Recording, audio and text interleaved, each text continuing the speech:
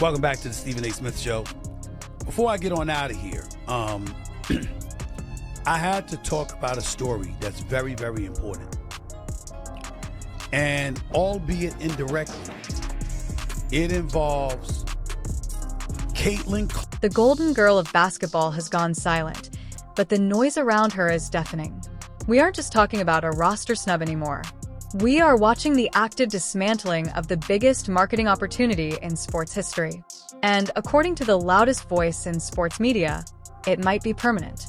Stephen A. Smith has just doubled down on a narrative that the WNBA establishment is terrified to admit. Caitlin Clark hasn't just been benched. She has effectively soft quit on a system that clearly never wanted her in the first place.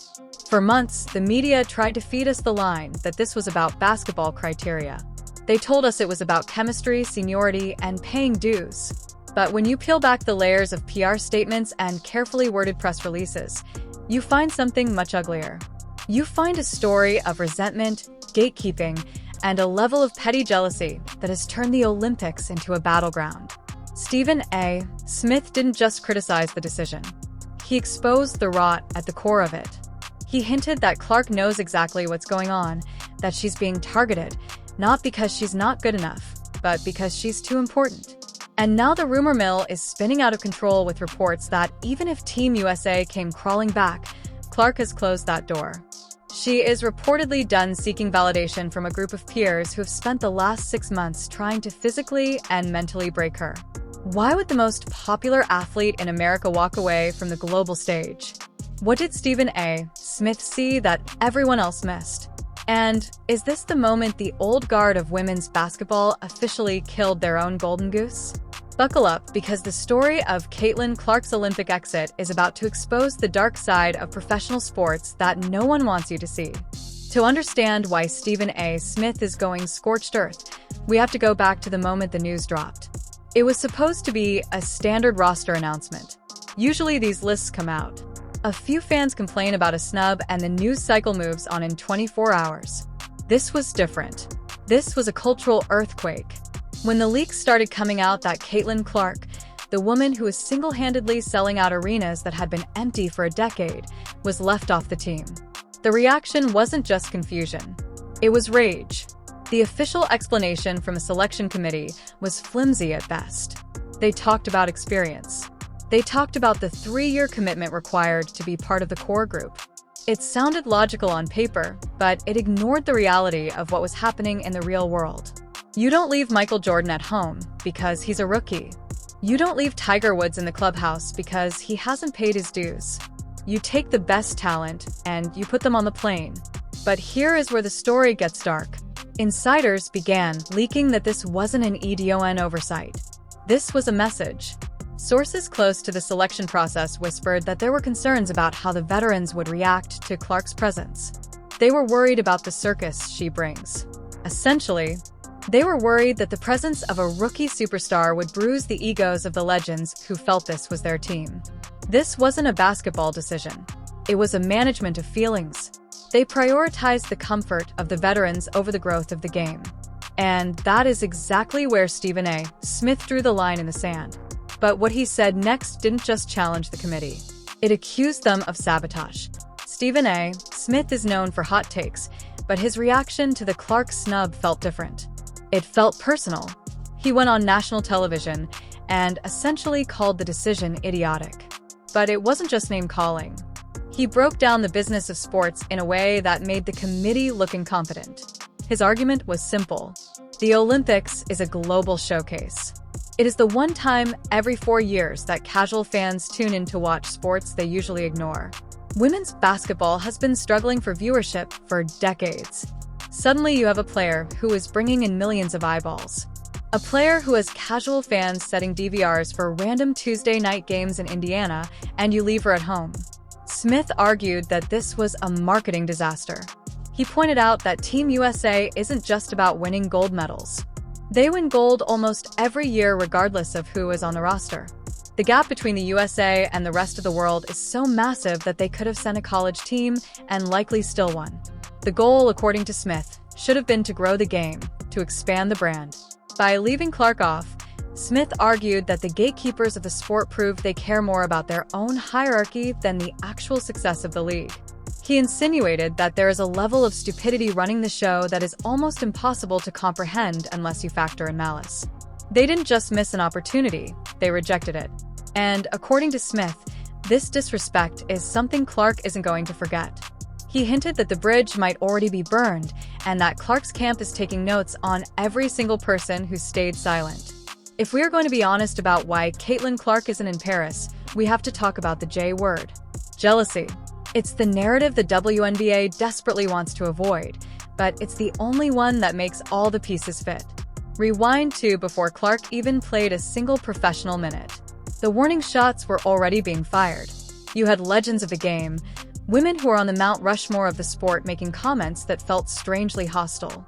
Diana Taurasi, one of the greatest to ever do it, famously said, "Reality is coming for Clark." It sounded like a warning. It sounded like a threat. Then you had Cheryl Swoops, another icon, incorrectly questioning Clark's college records and suggesting she was only dominant because she took 40 shots a game. Why were these legends so pressed? Why were they trying to diminish the accomplishments of a 22-year-old before she even stepped on the court? The theory, and it's one that Stephen A. Smith has alluded to, is that the old guard resents the attention Clark is getting. They played in empty gyms. They flew commercial. They ground out careers for little pay and even less recognition.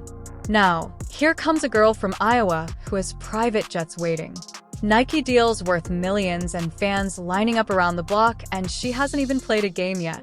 It's human nature to be envious, but in professional sports, usually the veterans embrace the rookie who brings in the money. When Tiger Woods blew up golf, the other golfers didn't hate him. They thanked him because he tripled their prize money. But in the WNBA, the reaction has been the opposite. It feels like they want to punish her for her popularity. And that toxicity in the locker room is exactly why Clark might be secretly relieved she didn't make the team. The resentment didn't stay in the press conferences. It spilled onto the hardwood. And this is where the story shifts from drama to physical danger. If you've been watching the games, you've seen it. Caitlin Clark gets hit differently. We aren't talking about tough defense. We are talking about non-basket plays. We are talking about the now infamous Kennedy Carter incident where Clark was blindsided with a hip check while the ball wasn't even in play. Carter called her a name and knocked her to the floor. It was a cheap shot, plain and simple. But look at the reaction. Did the league suspend Carter immediately? No. Did the veterans rush to Clark's defense? No. In fact, many players and media personalities seemed to justify it. They called it, "Welcome to the league." They said Clark needed to toughen up. Stephen A. Smith pointed this out as a massive double standard. If this were LeBron James or Steph Curry getting chia-potted by a nobody, the league would hand down suspensions instantly to protect their asset. But with Clark, it felt like it was open season. This connects directly to the Olympics. Why would Caitlin Clark want to board a plane and spend a month in a foreign country with teammates who either participated in this bullying or stood by and watched it happen? The Olympic team is made up of the very women who have been making her life hell for the last 3 months. The trust is gone. You can't build team chemistry with people who seem to want to see you fail. This brings us to the most explosive part of the current situation, the rumor of the soft quit. After the roster was announced, there were reports that USA Basketball might offer Clark an alternate spot. Basically, she would be on standby in case of injury. It's a consolation prize, a way for them to say, "We still value you," without actually giving her a spot. But sources close to the situation suggest that Clark had zero interest in being a backup plan. The rumor is that she politely but firmly let it be known that if she wasn't good enough for the main roster, she wasn't interested in waiting in the wings. This is the soft quit. She didn't hold a press conference. She didn't throw a tantrum. She just silently withdrew her availability. Stephen A. Smith's recent comments support this theory. He implied that Clark has realized her power. She is the economy of the WNBA right now. She doesn't need Team USA to build her brand. Team USA needed her to build theirs. By walking away and taking the month off to rest, she is effectively saying, "You made your bed. Now lie in it." It's a power move. It's a boss move. And it's driving the establishment crazy because they expected her to beg. They expected her to be grateful for scraps.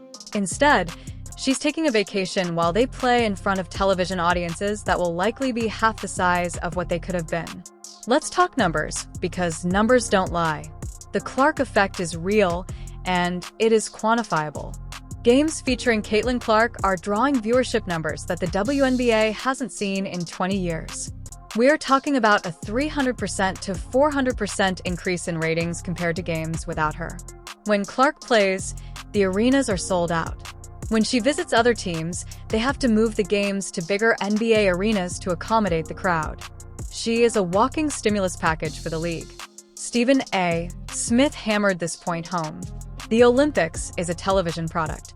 NBC paid millions for the rights to broadcast these games. They want ratings.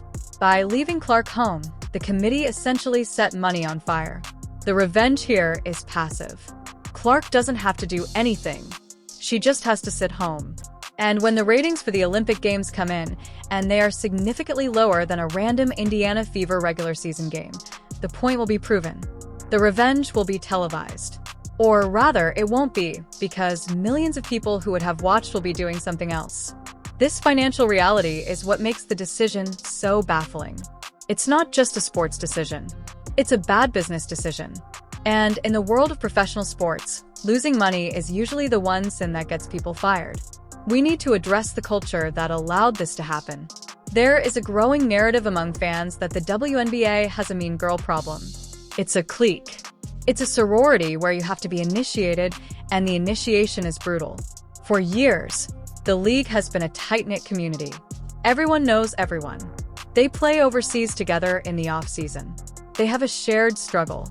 Clark represents something new. She represents the mainstream. She represents the casual fan. And the insiders seem to hate the casual fan. You see it on social media. WNBA purists getting angry that new fans only care about Clark. They tweet things like, "We've been here for years. Support the other players, too." It's a valid point, but the delivery is hostile. Instead of welcoming the new eyes, they are scolding them. Stephen A. Smith noted that this attitude is suicidal for a sports league. You should be rolling out the red carpet for new fans, not checking their credentials at the door. By excluding Clark, the Olympic Committee reinforced this us versus them mentality. They signaled that they prefer their small exclusive club over a massive inclusive explosion of popularity. Clark, by all accounts, has been nothing but respectful. She praises her opponents. She signs autographs for hours. She takes the high road, but the more she acts like a professional, the more the mean girl energy from the league seems to ramp up. It's a dynamic that is uncomfortable to watch, and it's turning neutral observers against the league's veterans. There is another layer to this that Stephen A. Smith has touched on, and that's the corporate angle. Caitlin Clark is a Nike athlete. Team USA is heavily sponsored by Nike. Usually, the shoe companies have a massive influence on these rosters.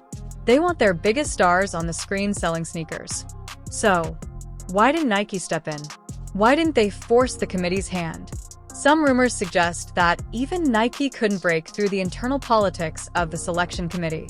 Or perhaps more interestingly, there is speculation that Nike plays both sides. They sponsor the veterans too. Maybe they didn't want to upset the apple cart of their established roster.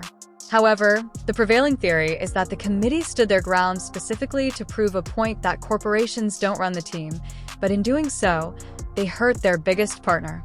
Clark was set to debut a signature shoe line. The Olympics would have been the perfect global launchpad. That opportunity is now gone. This failure of corporate synergy is just another example of how dysfunctional this entire process was. You have the biggest marketing machine in the world, Nike, and the biggest athlete in the country, Clark, and somehow the wires got crossed. It's a fumble of epic proportions. We have to tread carefully here, but we cannot ignore the discourse happening online. There is a racial component to the conversation that has added fuel to the fire. Caitlin Clark is white. The majority of the WNBA is black. The media coverage of Clark has been intense, and some players feel that white players get more attention and grace than black players of equal skill. This is a valid historical conversation, but in this specific instance, it has been weaponized. You have people like Angel Ree, who has a rivalry with Clark dating back to college, becoming the face of the anti-Clark sentiment. When Kennedy Carter fouled Clark, the discourse immediately split down racial lines on Twitter. Stephen A. Smith, who is never afraid to talk about race in sports, has navigated this carefully. He acknowledges the historical disparities, but insists that in this case, the numbers don't lie. Clark's popularity isn't just about race. It's about her style of play. She shoots from the logo like Steph Curry. It's exciting. However, the racial tension is undeniable in the locker room dynamics. If Clark feels that she is being targeted or isolated partly due to these racial politics, it makes the environment even more toxic. It becomes a no-win situation for her. If she speaks up, she's a villain. If she stays silent, she takes a beating. Avoiding the Olympics removes her from this pressure cooker for a month, which might be exactly what she needs for her mental health. We haven't talked enough about the coach, Cheryl Reeve. She is the head coach of Team USA and also the coach of the Minnesota Lynx. Before the season even started, she made tweets that seemed to shade the attention Clark was getting. She complained about the broadcast schedule favoring the Indiana Fever. How can a player feel comfortable playing for a coach who is publicly complaining about her team getting too much TV time before the season even began? Stephen A. Smith called this out as a conflict of interest. The person deciding the roster had already shown bias against the Clark hype train. When Reeve was asked about the decision to leave Clark off, she was short, defensive, and dismissive. She didn't offer a warm explanation. She offered a cold shoulder. This lack of leadership is critical.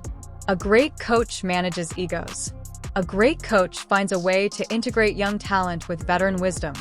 Reeve appears to have chosen the path of least resistance, keeping the veterans happy by excluding the rookie. In doing so, she failed her first test of managing the new era of women's basketball. Let's circle back to that alternate spot. In the world of elite sports, being an alternate is a thankless job. You train, you travel, but you don't play unless someone gets hurt.